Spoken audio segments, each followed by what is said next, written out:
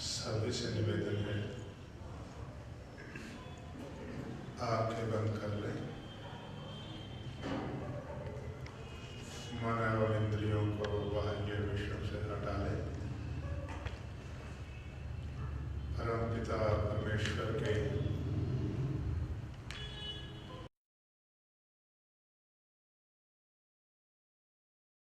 ही आपके चित्त में प्रसन्नता की धारा बहे।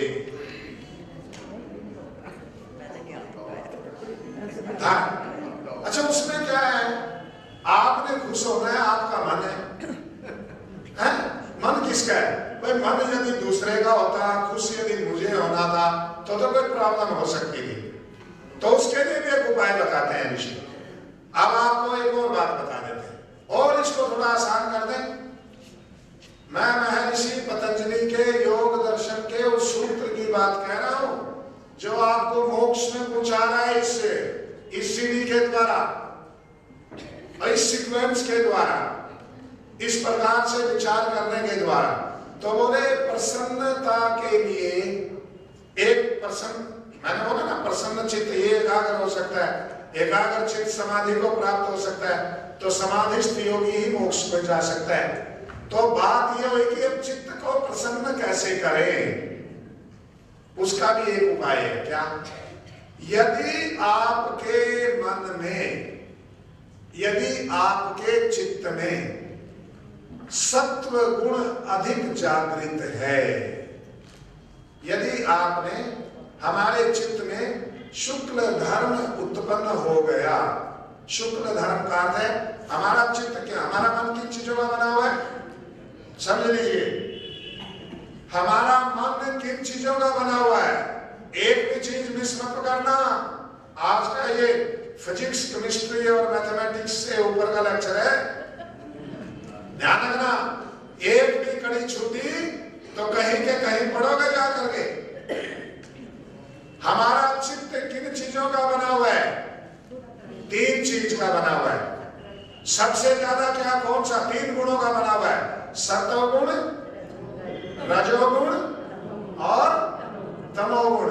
तीन गुणों का बना हुआ ना, क्योंकि सारा संसार ही तीन गुणों का है। बोलते हैं ना त्रिगुणी है माया। माया में कितने गुण है? तीन। तो ये संसार की तरह, जैसे ये जो शरीर है ना हमारा, ये शरीर किसका हिस्सा है? संसार का। ऐसे ही हमारा चित्त भी किसका हिस्सा है? प्रकृति का। ये जो शरीर है हमारा किससे बना है? प्रकृति से, पंचमहाभूतों से। हमारा मन, हमारा चित्त किससे बना है? पंचमहाभूतों से। इसलिए कितना ही समझाओ, कितना ही पढ़ाओ, कितना ही सिखाओ, कितना ही ध्यान लगवाओ, फिर भी चित्त किधर दौड़ता है? प्रकृति से बने हुए पदार्थों की तरफ। किधर जाता है? प्रकृति से बने हुए दृश्यों की तरफ। क्यों? जो जिसका हिस्सा होता है वो अपने भंडार की तरफ दौड़ता है। नदियां सारी किधर दौड़ रही हैं? सागर की तरफ। क्यों? वहीं से तो आई है। एक मिट्टी के ढेले को उठा करके ऊपर फेंको, कहां आएगा? वापिस। एक मोमबत्ती को जलाओ तो लो किधर जाएगी? और आग को जलाओ तो आग की लपटें किधर जाती है? क्यों? आप मोमबत्ती को उल्टा कर दो, उल्टा करने पर भी फिर भी तिरछा होकर के लो किधर जाएगी? क्यों? क्योंकि उसका भंडार, अग्नि का भंडार कहाँ है?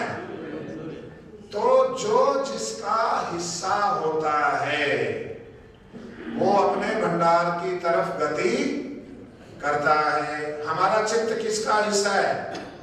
प्रकृति का। इसलिए वो प्रकृति की तरफ दौड़ता है। पर ये परम पिता परमेश्वर ने बहुत बड़ी कृपा की, मनुष्य के ऊपर सबसे बड़ी कृपा कर दी। बाकी किसी प्राणी में नहीं है, ध्यान रखना माताओं। जो कृपा परम पिता परमेश्वर ने मनुष्य के ऊपर की है, बाकी किसी प्राणी के ऊपर नहीं की। क्या? मनुष्य के चित्त में सत्व गुण सबसे अधिक डाल दिया। कौन सा गुण सबसे अधिक है? सत्व गुण। उससे कम कौन सा है? रजोगुण। और उससे कम कौन सा है? तमोगुण हमारे चित्त में सबसे कम है। और सबसे अधिक प्रभाव कौन से गुण का है? सबसे ज्यादा सफर किससे करते हैं हम? और सबसे कम प्रभाव हमारे जीवन में कौन से गुण का है? और वो सबसे ज्यादा है। बात समझ में आई? पकड़ में आई बात? नहीं आई? क्या समझे? जो संपत्ति आपके पास में परम पिता परमेश्वर ने सबसे अधिक दे रखी है आपके जीवन में, उसका सबसे कम प्रभाव है। और जो आपके पास में सबसे कम चीज है उसका प्रभाव क्यों? ऐसा क्यों? एक उदाहरण से समझो। इस हॉल के अंदर 200 आदमी हैं। 200 में से 180 आदमी तो धार्मिक हैं, बहुत उच्च कोटि के। 20 आदमी बदमाश हैं। तो 180 आदमी जो धार्मिक हैं वो तो सोए पड़े हैं, और 20 जो बदमाश हैं वो 20 के 20 जाग रहे हैं। तो हॉल के ऊपर कब्जा किनका रहेगा?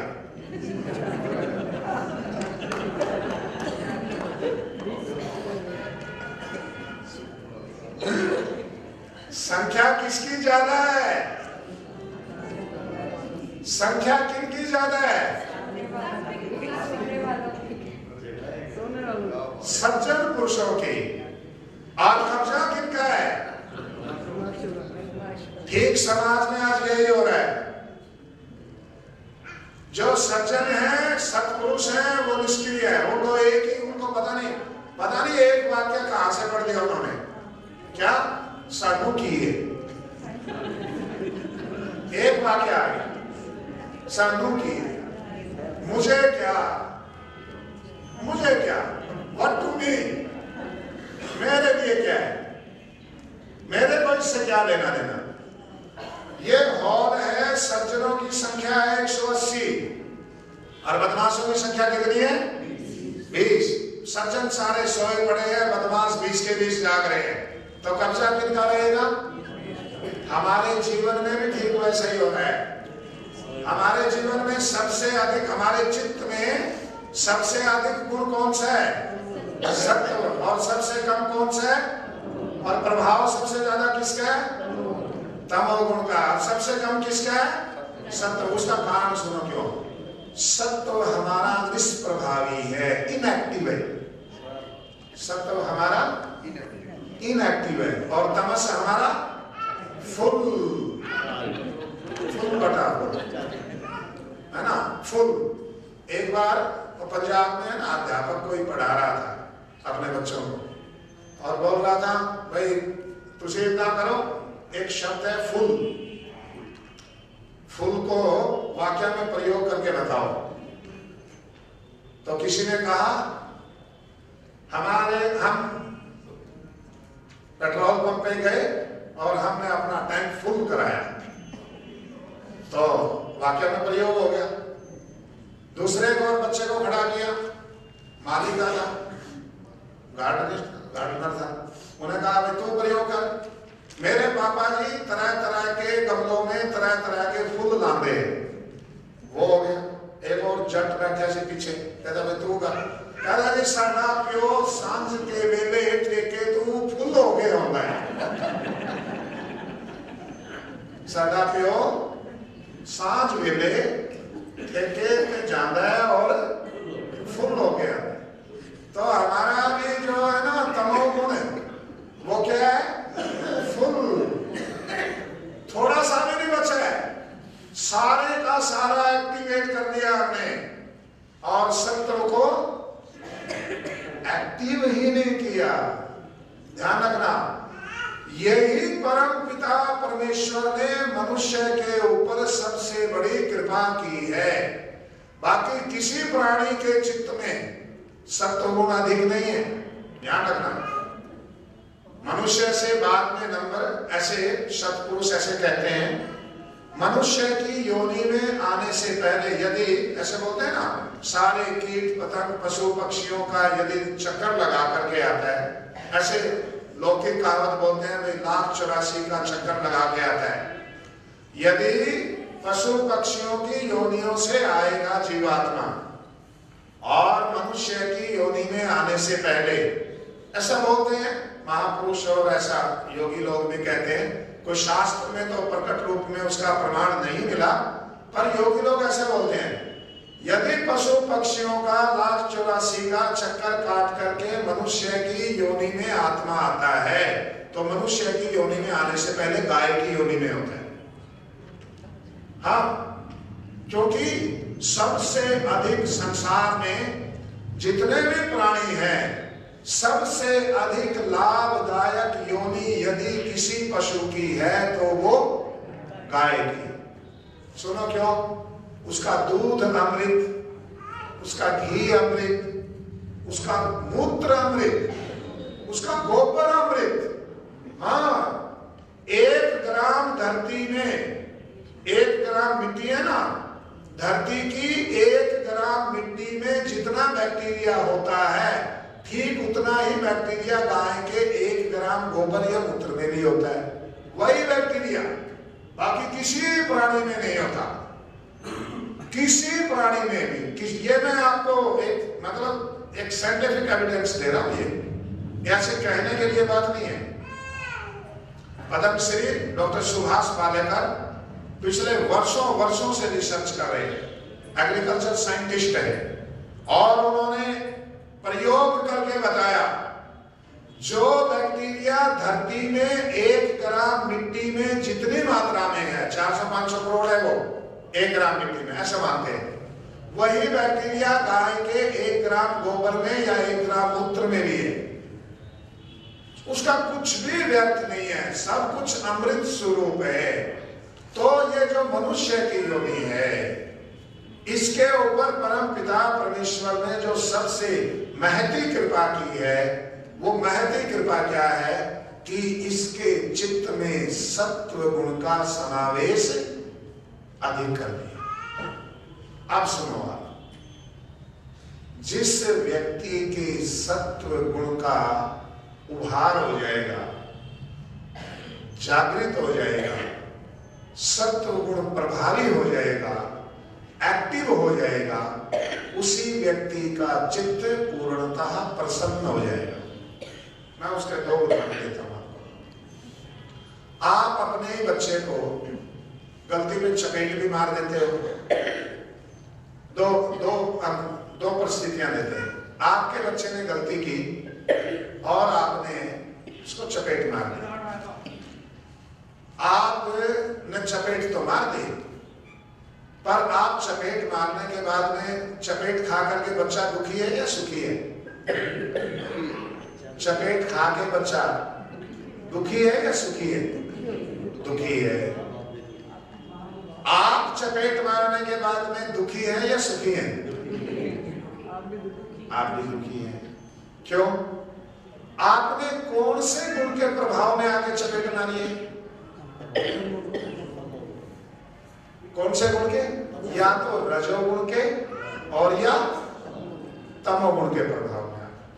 ज्यादा है ज्यादा तो तमोगुण का प्रभाव है, थोड़ा सा उसमें थोड़ा सा रज भी मिला हुआ, पर सत्व तो बिल्कुल भी नहीं है। फिर आप क्या किया? सत्संग में जाने लगे और थोड़ा योग शिविर में पहुंचे और 15 दिन आप बड़े ध्यान में तल्लीन, मौन, प्राण साधना में लगे और समाधि के लिए पुरुषार्थ करने के लिए जुट गए। फिर एक दिन कैंप समाप्त होने के बाद में घर आई और घर आने के बाद में देखा कि बच्चे ने फिर वही गलती कर दी और आपने अब की बार चपेट नहीं मारी, आपने खाली उसकी उपेक्षा कर दी। खाली उसकी क्या कर दी? उपेक्षा कर दी। कोई भी बच्चा है, गलती कर दी, छोड़ो, उपेक्षा। You are indifferent. इनडिफरेंट है, आपने उपेक्षा कर दी, छोटा बच्चा है, गलती कर ही लेता है। अब आप सुखी हैं या दुखी हैं? बोलो। उपेक्षा